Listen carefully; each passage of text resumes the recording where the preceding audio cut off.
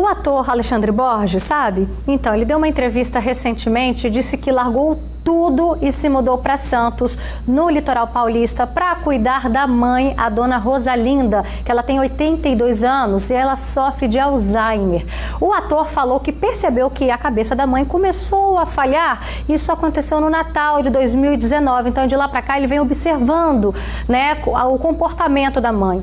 Apesar da doença, dona Rosalinda continua uma noveleira de plantão e está sempre de olho na TV. E o Estatuto do Idoso diz que os filhos têm a obrigação, eu disse obrigação, de cuidar dos pais. Mas a gente não precisa de lei para saber que ninguém vai cuidar melhor dos nossos pais do que a gente, não é verdade? Eu acho que isso tinha que ser até mesmo natural, de dentro para fora. Então bora bater um papo sobre esse assunto aqui no estúdio. Eu recebo, olha só gente, 2 Alexandres. Primeiramente aqui, doutor Alexandre Constantino, que ele é geriatra, especialista, vai explicar tudo pra gente, como que a gente pode ficar ainda mais próximo dos nossos pais nesse momento da vida, e também o psicólogo Alexandre Brito. Sejam bem-vindos aqui no Fala Espírito Santo para a gente comentar o caso do Alexandre Borges, né, um caso nacional, mas que a gente sabe que reflete a realidade de muitos lares, né, dos nossos telespectadores, inclusive. Como é que a gente começa identificando o momento, doutor, que é a hora da gente se aproximar dos nossos pais, seja a gente indo para a casa deles ou eles vindo para nossas casas também? Boa tarde. Boa tarde, Roberta. Obrigado pelo convite. É uma decisão sempre complexa, né? A supervisão, o cuidado do pai, seja na casa dele ou na casa do filho, e isso depende muito da logística, da dinâmica da família, divisão de tarefas, mas sempre pensando no bem-estar e na segurança do idoso, que muitas vezes começa com algum sintoma mais simples, algo como ele falou, né? Percebeu no Natal e já foi se planejando, se organizando para ter o privilégio de cuidar da mãe de perto. Então, geralmente é o caso de uma doença, quando a gente começa a perceber que algo está mudando no comportamento, que é a hora da gente se aproximar ainda mais? Sim, o melhor cuidado é aquele que tenha uma supervisão contínua.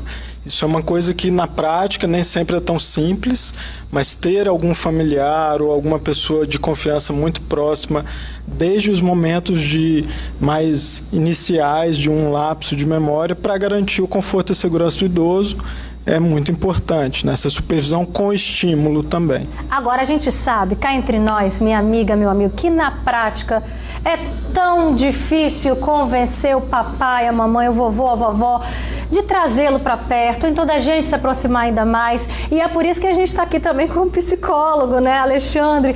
Como que a gente faz esse convencimento, Alexandre? Pois é, eu acho que a gente não podia ser mais solidário, Alexandre Borges, com 2 Alexandres para conversar sobre esse assunto. Quando a gente se depara com uma doença como Alzheimer ou alguma doença também degenerativa ou mais grave, toda a família tem a doença, vamos dizer assim. Ou seja, a família inteira está se tratando desse adoecimento. Não é só um indivíduo, só um organismo, só um corpo que adoece. Então todos precisam de cuidados. Então é um momento de união, um momento em que as pessoas precisam ser mais parceiras, mas o que acontece geralmente é mais discussão. É uma discussão em quem vai cuidar de papai ou de mamãe, quem é que vai ficar com os medicamentos, quem é que vai levar para o hospital, quem é que vai fazer isso, quem vai fazer aquilo, né? É um momento de união, porque, como eu disse, então, tem que ser tratado dessa forma. Todo mundo está com Alzheimer, vamos colocar assim. E aí, todo mundo se identifica com aquilo. Todo mundo participa de um jeito melhor, consegue distribuir melhor as tarefas. E é claro que muitas vezes a pessoa que está acometida dela nem sempre quer romper a sua rotina, nem sempre quer se mudar para um novo ambiente, para morar com uma família, com um filho, com uma filha. E, de fato, por um lado, isso também é bom para a saúde mental, que essa pessoa queira manter alguma rotina, queira manter o seu estilo de vida, não deixar de fazer do que ela gosta, né? Não deixar de viver e não só sobreviver. Então, talvez seja importante saber também a opinião da pessoa e criar estratégias, principalmente no início do diagnóstico, para fazer o melhor para todos. E olha só, a Rosilene, gente, ela é professora e também abriu mão de muita coisa aí para cuidar da mãe que também tem Alzheimer. Vamos ver o depoimento dela? Olha só. A minha mãe tem Alzheimer, descobrimos, tem mais ou menos uns 5 anos, tá? Mas é uma pessoa alegre, extrovertida, gosta de todo mundo. O que a senhora tem a dizer, minha mãe, sobre a questão da sua família, de mim que cuido da senhora, da minha irmã que trabalha e também está presente a todo momento, né? Do meu irmão de criação, Edinaldo, e da minha irmã de criação, Cristina. O que a senhora tem a falar sobre a sua família? Nossa, tudo de bom. Meus filhos foram um presente de Deus. Quando a senhora estava grávida de mim, o que falavam para a senhora? Os meus vizinhos falavam, outra vez, outra vez. E hoje o que a senhora tem a falar? Só alegria. Minha filha cuidando de mim, minhas filhas cuidando de mim. Isso. A senhora é uma pessoa alegre, feliz? Amém. Está te faltando algo na sua vida? Nada, tenho tudo que minhas filhas me dão, meus filhos me dão. Eu tenho e sou graças a Deus porque eu tenho até um pastor na família. Ai, que orgulho, quase eu choro. Tem um pastor, meu Deus, nunca esperava isso. E meus netos, coisa mais linda. O Adson e o Elton são os meus filhos, né? Ô, gente, eu chego a estar aqui com os olhos cheios de lágrimas, é tão lindo. E todo mundo aqui no estúdio, assim, com um sorriso de orelha a orelha, ver um depoimento de uma família que soube conciliar. Agora, como que a família deve se organizar, doutor, para trazer, né, o vovô, a vovó para perto? Porque, como disse o outro Alexandre aqui pra gente, a família toda passa a viver isso. É preciso estabelecer uma nova rotina. Como que a gente se organiza? Como bem disse o Alexandre, né? Todos estão acometidos pela enfermidade. Todo mundo adoece e sofre de alguma maneira junto. Uma dica interessante é que a gente consiga antecipar, planejar, né? Já ver quais são os próximos passos, as fases da doença e o cuidado. Então, uma opção é até o próprio idoso que já tem um acompanhamento médico, psicológico, ele já até escrever quais são as preferências, quais são as vontades. Colocar isso no papel facilita muito o cuidado lá na frente, se não houver um exemplo como o da Rosilene, né? A Rosilene muito bem conseguiu, né? Tem a possibilidade de cuidar da mãe, a outra filha trabalha, mas está presente, os netos. Então, todo mundo envolvido, dividindo as tarefas, porque é comum sobrecarregar uma pessoa só, né? Então, isso é um outro detalhe importante, mas ter esse diálogo e antecipar essas etapas. Falando sobre essa sobrecarga, né, que às vezes pode ficar em cima de um único filho, que a gente sabe que isso é real. Olha só, agora eu convido aqui para nossa conversa a Adriana Falcão, porque ela cuida da mãe que sofre de Alzheimer há 4 anos e ela vai contar pra gente como que é essa nova rotina, né, que há 4 anos aí mudou a casa dela. Conta pra gente, Adriana, boa tarde. Ei, boa tarde. Tudo bem? Tudo certo. Conta pra gente o que mudou na sua rotina, na rotina da sua mãe. Como é que foi esse convencimento de trazê-la pra perto? E eu sei que você tem uma sobrecarga, né? Sim, mas eu não, meu esposo.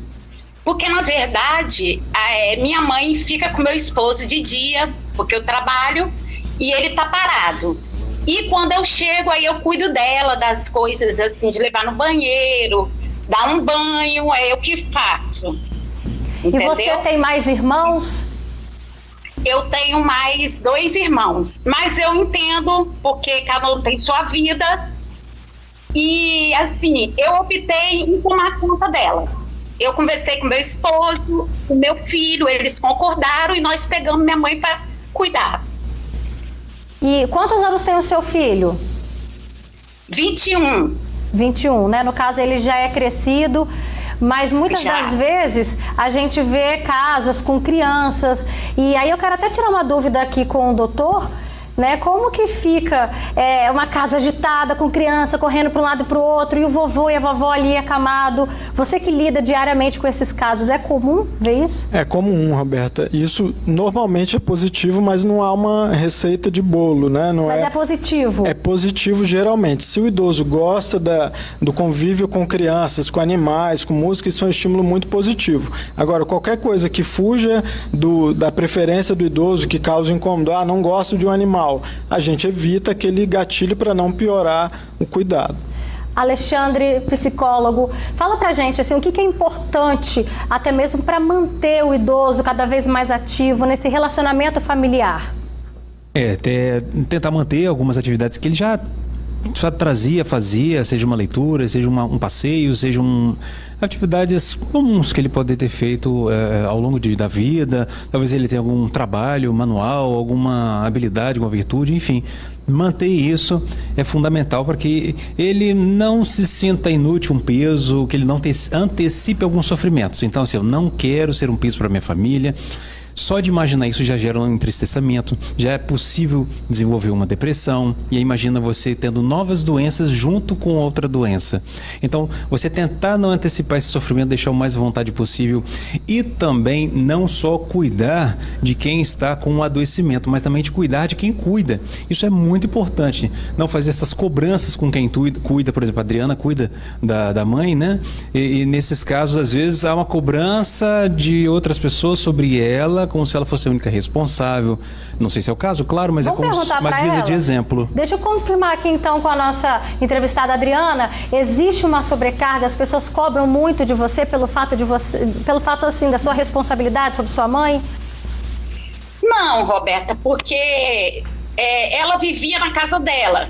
Eu pensei que se eu tirasse ela da casa dela ia melhorar, mas infelizmente é o que o doutor falou aí, o psicólogo, não estou vendo quem está falando, mas ela ficou muito triste com isso. Só que foi necessário eu tirar ela do ambiente dela para levar para minha casa, para me cuidar na minha casa, que é bem melhor cuidar na minha casa, entendeu? Mas assim, meus irmãos vão lá ver ela, e todos amam ela, só que é daquele jeito assim, que nós não fomos uma família estruturada. Mas eu entendo cada um deles, entendeu? Então eu quero fazer minha parte e cuidar da minha mãe enquanto eu posso. Você falou que ela ficou muito triste quando saiu de casa. Se passaram 4 anos, qual é o sentimento dela hoje? Ela ainda gostaria de ter o cantinho dela ou já está adaptada à nova rotina? Não, Roberta, desde quando aconteceu dela ter, a gente sentir que ela estava com mal de Alzheimer, ela vivia na casa dela. A minha sobrinha, que eu agradeço muito, tomou muito conta dela. Porém, eu estava vendo que ela estava sobrecarregada, porque ela também trabalha, entendeu? Então, há 1 ano e meio, eu trouxe ela para o meu lar. Ela vive lá em casa, mas ela pede para ir embora direto. E eu tento explicar para ela que agora ali é o lar dela. Mas ela não entende, ela pede para ir embora. Olha aí, gente, como lidar com esse sentimento da mãe? Já tem então 1 ano e meio que ela está sob os cuidados da filha, com o genro. Como lidar com isso? Como tornar cada dia mais agradável nessa relação, principalmente pensando aí no bem-estar dessa mãe? Fica aí a pergunta para os dois. Pergunta difícil, né, Roberta? Cada um faz o que pode, né? O melhor que pode, o melhor cuidado possível. E a gente percebe pelo que a Adriana está falando que o melhor cuidado que ela pode prestar é na casa dela. Então, lidar com essa mudança de ambiente, eventualmente de uma referência, de uma rotina, a supervisão com estímulo, né? A gente vê aí nas fotos a festa, o enfeite. Esses são momentos prazerosos que pode ser até que a pessoa que tem a doença de Alzheimer se esqueça em alguns momentos que ela não quer fugir ou voltar para a casa onde ela sempre viveu, né? E mesmo estando na própria casa, que muitas vezes é a preferência do idoso, ele pode se confundir, voltar para o passado e querer ir embora para a casa onde ele viveu no interior, na roça, na infância. Então, o que a gente sempre diz, o melhor cuidado possível é aquele que a pessoa está dando naquele momento. Então, no caso da Adriana, é na casa dela, né? Então... E aí, como tornar essa convivência da mãe e da filha cada vez mais prazerosa? Tem alguma dica?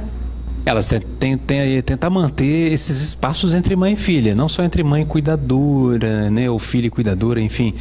Tentar manter laços, né, que elas provavelmente o fazem, que é justamente aquilo que há ali entre mãe e filha, porque acaba aqui também invertendo um pouco esse papel. Às vezes a filha se torna mãe, a mãe se torna filha, e os limites não são tão bem definidos, mas ainda assim a filha é filha, a mãe é mãe, e tentar manter esses laços, tentar manter talvez algo que seja agradável para elas, algo agradável para a família, tentar criar momentos em que eles podem usufruir juntos, tentar fazer com que todos possam participar desses momentos, da construção desses momentos, da decisão de locais onde podem estar juntos, enfim. E cada um tem a sua realidade muito própria, os seus limites, muitas vezes, muito grandes, para conseguir fazer isso. Mas a gente tem que se reinventar, que nem nessa pandemia que a gente teve que se reinventar em várias áreas da vida, quando vem também um acometimento como esse, a gente tem que se reinventar. E olha só, aqui no Facebook a gente tem várias participações. A Maria Antônia Bernardo está falando: eu cuido da minha mãe com Alzheimer avançado, já tem 3 anos e ela está acamada. A Maricilda Borges fala: minha filha cuida de mim, muito bem de mim, com muito carinho. Né? Muito bonito quando a gente vê que realmente há esse encontro. Né? Meu pai, a Luana Assunção fala: meu pai tem 66 anos, teve 3 AVCs e mora comigo, cuido com muito amor, virou um filho. É um ciclo da vida, né, que a gente sabe. A Vera Lúcia fala: meu pai tem 86 anos, eu não fui criada com ele, como eu faço que hoje, não fui criada com ele, como eu faço que hoje eu faço um tratamento de câncer. Não entendi o comentário da Vera, mas se quiser mandar um pouquinho mais detalhada a sua história, vai ser um prazer receber aqui, tá bom, Vera? A Alessandra fala: Roberta, a responsabilidade pode ficar só para um filho, mesmo morando com a mãe? Gostaria de fazer essa pergunta. É bom dividir essas tarefas com os irmãos, mas nem sempre todo mundo tem tempo. E aí, doutor? Nem sempre é possível, mas o ideal é dividir as tarefas. Claro, cada um à sua maneira. Ninguém cuida igual ao outro, né? Essa cobrança que às vezes acontece, né? Como outros exemplos de cuidar da casa ou cuidar de uma criança, ninguém nunca vai fazer igual ao outro. Mas a divisão das tarefas evita o estresse do principal cuidador. Então isso é muito importante para que quem está cuidando seja bem cuidado também, inclusive da própria saúde, né? E ter um momento de alívio, um momento de descanso, que a pessoa também vai ter a própria vida, não só viver para cuidar do ente querido. E nessa falta de tempo, que a gente sabe que hoje em dia tudo é muito corrido, acaba que algumas famílias optam então colocar numa casa de repouso ou então no hospital de cuidados paliativos, né? Como que a gente trabalha para tirar essa culpa? Porque é uma outra alternativa que a gente sabe que acontece, né? Essa é uma possibilidade, é uma alternativa, e volta naquilo que a gente diz, né? De a gente fazer o que é melhor possível. Então, se o cuidado não é possível em casa, uma possibilidade é uma instituição de longa permanência para idosos, que na maioria das vezes está bem estruturada, tem recursos humanos, estímulo, fisioterapia, terapia ocupacional, arte-terapia, musicoterapia. Então, muitas vezes, quando é possível, né? Porque isso também depende de um recurso financeiro, enfim, ou um cuidador profissional contratado, é uma forma de cuidar também, né? Não quer dizer que o filho ou a filha tem que assumir obrigatoriamente cuidado, colocar a mão na massa, mas prover esse cuidado, essa qualidade de vida para a pessoa com Alzheimer. E tirar essa culpa, né, também, né, doutor? Né, Alexandre? Com certeza. Você, às vezes, sente uma culpa por um crime que você não cometeu. Então, às vezes acontece o que? Aquilo que você já faz já é o melhor, mas você se cobra para fazer ainda melhor. Mas sabe que aquilo que você já faz já é o melhor que você já faz. Não sei se eu fico confuso, mas é no sentido de que se você faz, você já está fazendo o seu melhor, e aquilo ali tem sido o suficiente, mas a gente sempre quer um pouco mais. Até porque um acometimento como esse, um adoecimento como o Alzheimer, ele faz com que a gente pense no valor da vida.